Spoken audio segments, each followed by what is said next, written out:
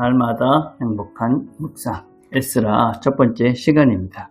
돌아오게 하는 하나님. 에스라서 1장 1절부터 6절입니다.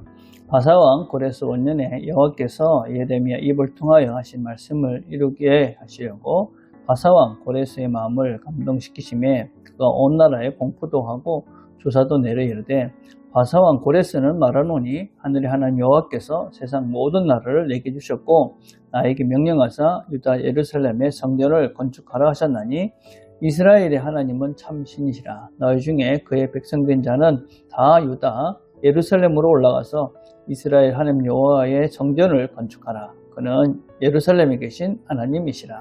그 남아있는 백성이 어느 곳에 머물러 살든지 그곳 사람들이 마땅히 은과 금과 그 밖의 물건과 짐승으로 도와주고 그 외에도 예루살렘에 세울 하나님의 성전을 위하여 예물을 기쁘게 드릴지라 하였더라.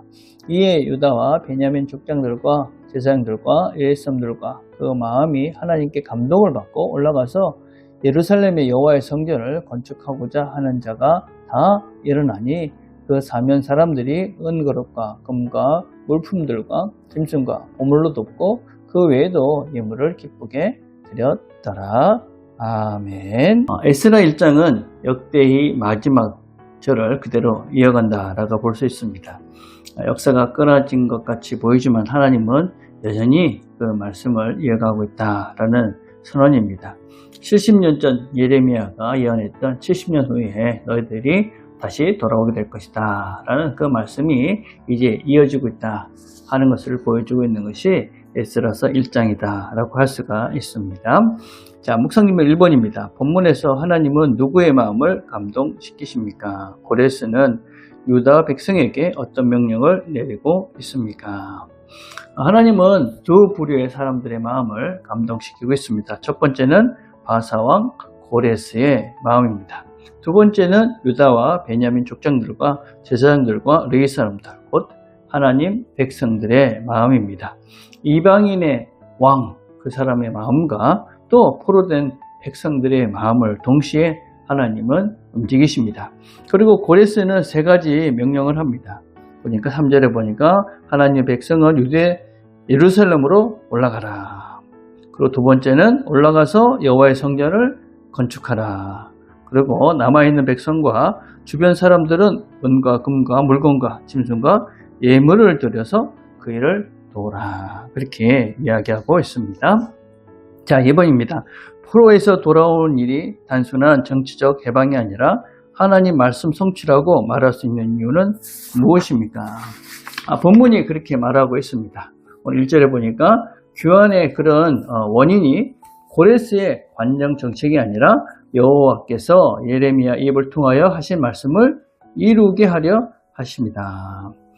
역사에서는 어떤 페르시아가 정치적으로 바벨론을 무찌르고 다 정복하고 난 다음에 그들의 힘으로 이것을 하는 것 같지만 사실은 그 배후에는 70전에 이미 하나님께서 역사하셨던 또 하나님께서 이루셨던 그 계획을 지금 보이지 않는 손을 통해서 고레스를 통해서 하나님이 일하고 계시다 하는 것을 우리에게 볼 수 있습니다.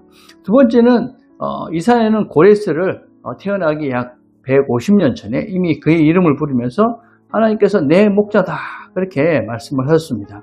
고레스는 자기가 역사를 만든다고 생각을 했지만 사실은 하나님의 손에 붙들린 하나의 도구였습니다. 그래서 왕이 자기의 마음대로 하는 것 같지만 여호와의 손이 그 사람의 마음과 삶을 인도하고 있다 하는 것을 우리가 볼 수가 있습니다. 세 번째는 귀한 목적이 어떤 정치적인 그런 독립 이런 것들이 아니라 성전을 건축하는 것, 예배의 회복이다 하는 것을 볼 수 있습니다. 이 백성을 풀어주는 것의 목적이 당신께 돌아오게 해서 예배 드리도록 하는 것입니다. 예배하는 것이다. 그래서 하나님과 하나가 다시 되게 하는 하나님을 섬기게 하는 자리로 이끌어 가시는 것이다 라고 할 수 있습니다. 팀 켈러가 이렇게 말했습니다. 복음은 우리가 하나님께로 올라가는 이야기가 아니라 하나님이 우리에게 내려오셔서 우리를 집으로 데리고 가시는 이야기다. 하나님이 다시 우리를 하나님의 나라로 데리고 가시는 이야기. 지금 에스라를 이 1장을 통해서 이런 모습을 우리가 보고 있는 것이죠. 자, 3번입니다. 하나님께서 내 삶도 닫힌 문을 여시고 다시 시작하신 경험이 있습니까? 지금 내가 믿음으로 다시 일어나야 할 자리는 어디입니까? 우리가 삶을 통해서 닫힌 문을 경험할 때가 많이 있었다고 생각합니다. 이런저런 삶의 아픔도 있을 것이고 실패도 있을 것이고 또 어떤 면에서는 우리가 감당하지 못하는 그런 여러 가지 일들을 우리가 경험했을 것이라고 생각합니다. 그런 일들이 어느 순간에 이제 풀리는 때가 있습니다. 그리고 이제는 뭔가 새로운 문이 열리는구나 그럴 때가 있는 것이죠. 근데 중요한 것은 무엇입니까? 5절에 보니까 일어나니 그 백성들이 하나님이 열어줬다고 해서 그냥 모든 것들이 그냥 술술 풀리는 것이 아니라 이 백성들이 일어나서 그 하나님의 열린 문 속으로 들어가서 새로운 역사를 이루어가는 것을 우리가 볼 수가 있습니다. 여러분 우리가 이 사람들이 이곳을 떠나는 것은 그동안에 비록 포로였지만 그 자리를 떠나는 것은 그렇게 쉬운 일은 아니었습니다. 70년간의 개인 생활을 한 곳에서 했는데 그것을 떠나는 것은 쉬운 것은 아니었지만 하나님께서 문을 여시니까 그들이 일어나서 그 하나님의 뜻을 따라서 순종하면서 예루살렘으로 돌아가고 있습니다. 우리가 다시 한번 우리의 삶들을 돌아보면서 우리가 예배를 회복하기 위해서 또 하나님 원하시는 자리로 그렇게 되돌아가기 위해서 일어서야 할 때 지금이 아닌가 이런 걸 돌아보시고 하나님께서 원하시는 그 자리로 우리가 용기 있게 일어나서 발걸음을 옮겨가는 저와 여러분 되기를 간절히 바라겠습니다. 기도하겠습니다. 하나님 아버지 감사합니다. 하나님께서 우리에게 늘 새로운 길들을 열으시고 우리가 그 길을 가게 해주십니다.